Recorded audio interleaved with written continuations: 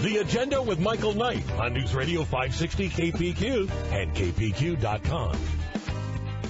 It's 11 minutes past 1 o'clock. Let the action begin here. Let's meet our very special guests, Lisa Lawless and Joanne Prusa, coming here from the town of Cashmere to talk about Founders Day. Ladies, welcome to the show. Nice to have you here. Thank you. Thank you, Michael. I love Cashmere, so tell me about Founders Day as if I know nothing about it, because, in fact, I know nothing about it. Founders Day was started in 1979 and evolved into a wonderful two-day celebration. They've got Friday evening, they have the free barbecue downtown. They close off the downtown I'm sorry, street. Did you say free barbecue? I did say free barbecue. Well, what's on the menu?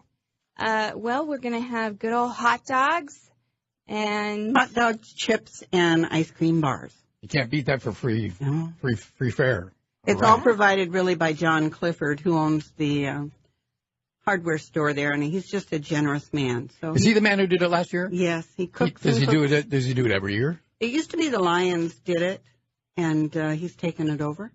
Wow. Well, Generous. Standing ovation for that gentleman. Yes. Everyone loves your hot dogs, by the way. They talk about them all year long. Something about a free hot dog, it tastes better than when you pay $1.50 for it. that's right. And then the kids' karaoke goes on that evening as well. So if you have any budding singing stars that want to come and sing for downtown. Now, you sure you want karaoke part of this action? Because it attracts a very rough crowd. Well, not in Cashmere. Only good people. That's a great answer. I like that. Okay, I was just kidding you about karaoke, but you can cancel it. No one will complain, probably. Oh, the kids. Again, I'm joking again. Yeah. I'm sorry. I'll stop joking. You're taking it seriously. I see. The one time the kids get center stage. That and the ping pong drop. I was with the kids for that. True. Boy, Yes. boy, did we have fun that day. So the hot dogs are part of the deal. That's great. Mm-hmm. We have. Well, go ahead. You tell me. And the free karaoke for those who want to sing out in front of a crowd, and everyone loves it. Of course they do.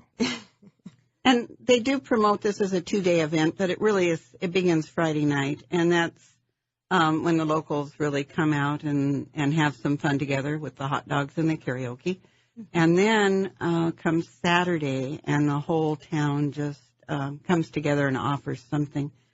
It used to be that Founders Day, we had a founding family, and they were interviewed at the school. The kids in the school would do posters to put around town, and there would be a party at the museum to honor that family. The last couple of years, we haven't done that, but this year we have started readings from the journals of pioneers. Well, that's both nice. at the museum and at the library today. That's happening today. So that's just a feed-in to Pioneer Days to kind of get the atmosphere. Where did you get those journals? How did you come by them? The journals were taken from, let me get my notes. Linda Ingram's writings. Yes. Linda Ingraham is almost a pioneer. She came from pioneer stock and has put together a book on Cashmere with newspaper articles from the beginning. And she's taken some of the writings from her family, diaries, and those are what's going to be read. Was Cashmere a railroad town? Is that how it got where it is now? No. They tried. When the railroad came through, they built a little ticket house so that they could be included as one of the stops. Right. And it was in effect for a short time before the railroad decided that they didn't need to stop between Wenatchee and Leavenworth. And so now the ticket house is in the museum. But it did bring enough people out to help settle the area and get the produce from the orchards taken away in a timely manner. There you go. It was a good thing. So it became not a railroad town, but an agricultural town? Yes. Great. And the chief crop in those days, same as today, or were they growing? I may look like I was there, but I really am not that old. I believe apples have always been the choice fruit. However, we're getting more into pears. And that's okay with me. Apples or pears, whichever way you want to go. I love them both. I prefer apricots, and I'm really pushing for apricots. I love apricots. So whatever we can grow. It was the water that made Cashmere a place to come to, because Mission Creek and the Wenatchee River came together, and they were able to dig their ditches and bring the water to their orchards. And it's also a town, no matter what part of the neighborhood you're in, it's just a beautiful place. It is. Really a comforting, quiet, inspiring place. I love Cashmere.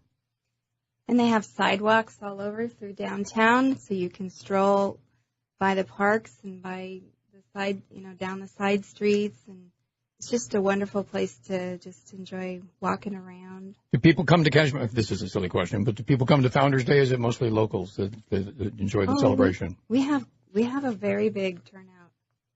I think it has been geared to locals in the past, but we don't say no to tourists. Certainly not. Or even Wenatchieites. Everybody's welcome. But sometimes there are other things going on this weekend, and we have trouble competing. But we have the best events. And also the great setting. And the beautiful setting right along the river. On Saturday, most of the events are in Riverside Park.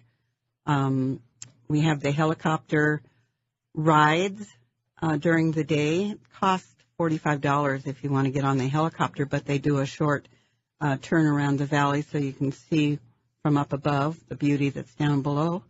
And then there are vendors there, and there's going to be a car show. And if you want to go out of town, there's plenty of places to have lunch. I mean, in town, out of the park to have lunch. Of course. And people do need to eat. And the museum at the end of town is also providing the free hot dog barbecue lunch on Saturday with free entry to the museum. That museum seems to be just chock full of great history and a lot of memorabilia. Somebody was very good about saving it all. There have been a lot of good collections that have been put together, and we now have a director who has a good museum background, and she's been working very hard this past year to kind of update us and make a little bit better difference to the museum, although I can't think of a museum in the valley that would be better to visit. Well, the daunting thing about the history is you don't know what to save. Is this going to be important 100 years from now or not? So curators save everything. But people like me throw everything away. So you got keep me out of the museum. I'm just my hands are behind my back. I promise. A big portion of the museum has been a dig from along the Columbia, where the Indians threw their stuff away, and then we dug it up and put it on display. What tribe was there? Well, they used to have a combination of all the tribes coming together to have their horse races and gamblings and trading. And Cashmere was the crossroads? No, it was down on the Columbia. I mean, the Columbia down the gorge. Right. And that's where a big collection from the museum came from. Last year I was at the Founders Day specifically to see the helicopter drop the ping pong balls. And I said to someone on the street, well, where's Riverside Park from here? And they said, just follow all the people because we're all going there now. And it was hilarious. It was like a scene from a movie. Everybody in town just started heading to the park. You could take any street you wanted. You could just see people heading all in the same direction, and I just followed them along, and in no time we were there waiting for the ping pong drop. Because it's not really easy to find if you don't know where you're going, but following the people is very good idea. I know where it is now. Someone can follow me this year. I would proudly lead you down to the helicopter ping pong ball drop, which you have to admit is a rather unique element of this party. Of all the things that you're doing, a lot of towns in America do, come to the museum, have a hot dog. And don't forget the ping pong ball drop. There can't be many of those in the world. That's right. And this year, all of the arts and crafts and vendors are going to be also at the Riverwalk Park. Oh, really? All day Saturday, yeah. Because they were sort of downtown last year, right? Yes. Yeah. They're going to have the Trinity blow up. There's going to be some bouncy toys and Elbow the Clown and a car show and arts and crafts. And there's going to be a beer garden, of course. And that'll all be at the park? And everything's going to be at the park all day Saturday and until the parade. And bring your sunscreen because it's not going to rain. It's not going to blow. It's going to be 88 degrees or close to 90 in Cashmere. We will ask for a small breeze. Okay, I'll see what I can do. Because lately we order a breeze and it comes in at 35 miles an hour, and I don't know if it's already blowing like that out there now. There will be some tents set up for shade, but You're right. The ping pong ball drop is like at 5 o'clock, and they've got 3 different ages of kids that will be able to run around and grab those ping pong balls. So it'll be three separate drops? 3 separate drops. And inside one of those ping pong balls on each drop is a special ball or a special colored ball that is good for a bicycle. So you can win a little prize just by collecting a ping pong ball. Right. But if you get the special one, you get the bicycle that has already been put together. Oh, God, Santa's been here already. Yes. There's actually 3 bicycles. And everyone's a winner. Everyone will get a prize. How did this get started, the ping pong ball drop? I mean, you have to have a helicopter for starters, right? We used to have a helicopter pilot that came over from the Snohomish area, and he donated his time. He just flew over, and he would load up at the airport in Cashmere and then do a fly around. And it was always exciting because he'd come from behind the mountain, and you could hear him and you couldn't see him, and then the kids would just flock around him like swarm. Yeah, right. And wait for that drop, and then the ping pong balls would come from the sky, and they would grab them and get their prizes. I'm not sure when it started, but Doan's has been the sponsor of it. They buy the prizes, and this year we have a new helicopter driver, pilot. She's the one that was there last year. I met her. And she, in between, before we have the ping pong ball drop, she is having rides. If you want to ride, and for $45, you can buy a seat on the helicopter. She's got a beautiful helicopter. She does, and she's very generous to do this for us. So there are estimated how many ping pong balls? Is it 3,000? So it's 1,000 for each drop. And then one magic ball gets you the bicycle. Yes. But other balls get you lesser prizes. Yes. There you go. Because last year, as you were talking, I remember now the kids would grab the ball, and then they don't reason with it very long. They run to the prize table to see what they won. Some of them bring their own shopping bags, their little plastic bags, and they fill them up, not understanding that once they have one, that's enough. They'll get a prize. Yes. Let everybody have a ball. That's right. That's right. So the oldest group of children that get to collect ping pong balls will be how old? I think it goes up to 12. There you go. Oh, I had my notes, but I don't have that. That's okay. Okay. You know everything. Between the two of you, you're running the town, I can tell. Do the folks in Cashmere ever say, "Boy, we should turn this into a big party. We could go 3 days, and we could put up a stage, and it could be a whole gathering"? I don't know what I can say on the radio. There's no one listening. Go ahead. There's no one listening. Okay. We love it that Leavenworth is the town. The party town. The party town that throws all these wonderful celebrations.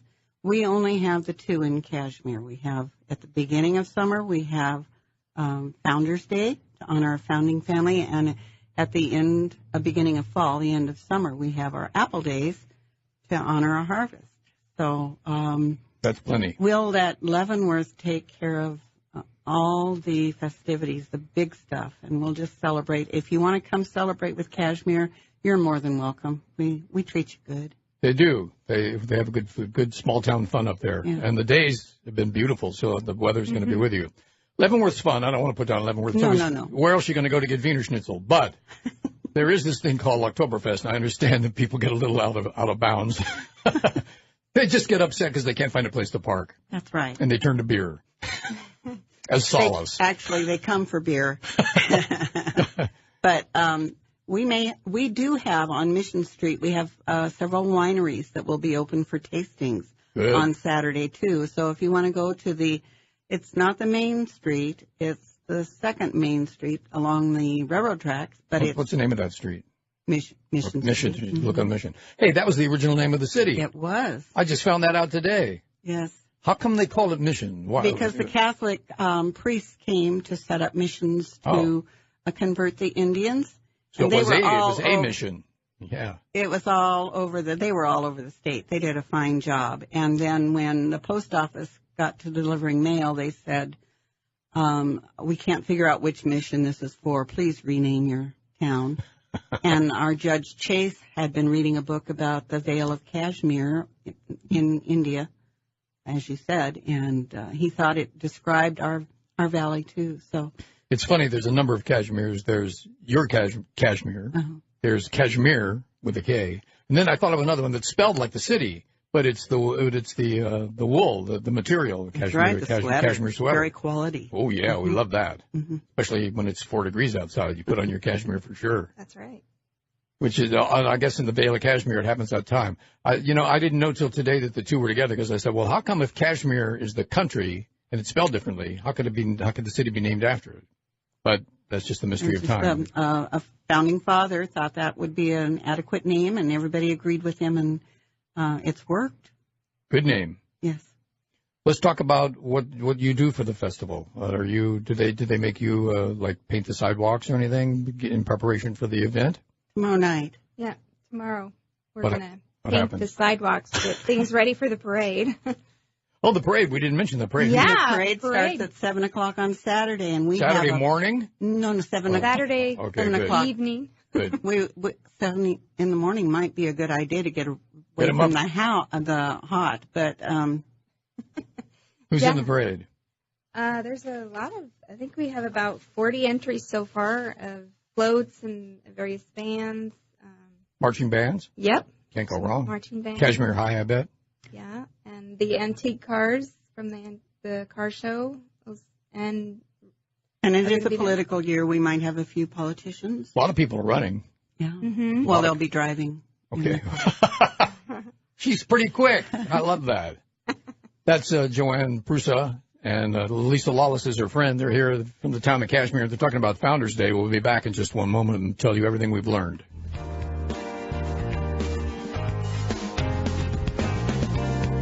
You're listening to The Agenda on News Radio 560 KPQ and KPQ. Additionally, our expert advisors are professionally trained to convert leads to appointments. When you choose 1111 or email me direct at russ@frontlinerealestate.com. News Radio 560 KPQ is 1:30. We have to move along and introduce the House of Representatives and introduce our next guest, who's going to be talking about the Innovation Awards coming to town. But right now, Joanne Prusa and Lisa Lawless are in our studios.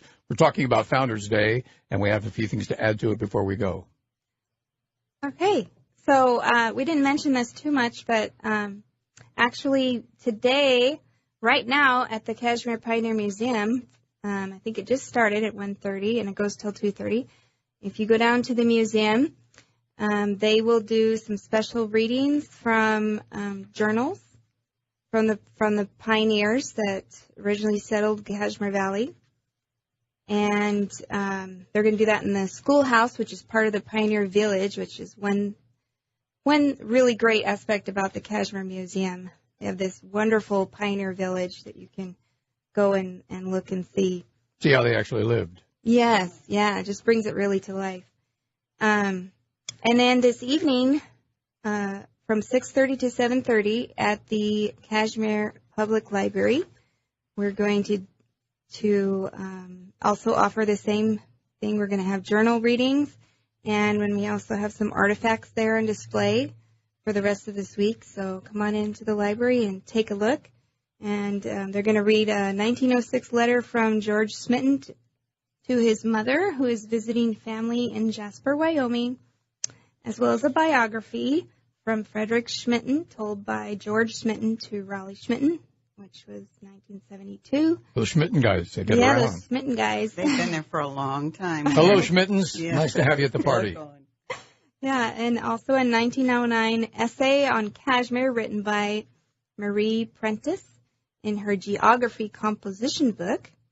So she's a young gal, and Marie's family, John and Mary Prentice, are recognized on the museum's Pioneer Families Board, having arrived between 1900 and 1901. And then we'll finish it up with excerpts from the 1897 to 1899 journals of Miss J.P. McSwain of Castleton, North Dakota.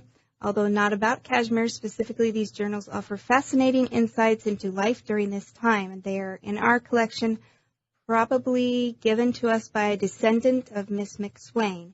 And we would love any information as to their connection to Cashmere if you know. That's Lisa Lawless. Joanne Prusa is with her. They're the founding mothers of Cashmere. The town of Cashmere is putting on a big party this weekend.